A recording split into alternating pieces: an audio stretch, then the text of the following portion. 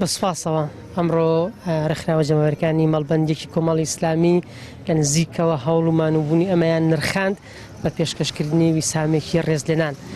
ئەمە میشە وتومان ئەوەی بۆ ئێمە مێنێتەوە پێزانین و نرخاندنی دۆستەکانمانە بۆ کارەکانمان. ئەم دەستکەوتە معنیەوەی ئەمە بە هەند وەریەگرین و ئەمەشمان لە هەموو دەستکەوتێکی مادی پێ گەورەترە. سوپاسیانەکەین.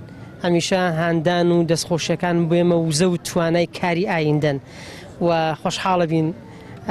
ئێمە زۆر جار وەکو بەداخەوە وەکو نەریتێک زۆر نەقد و شکاندن و گلەیی زۆر لە پێشترە. لەمە بەرتەسکە پێزانین و نرخاندن بۆیە جامەشمان لە هەمووشە پێویسترە تا بتوانین بەردەوام بین.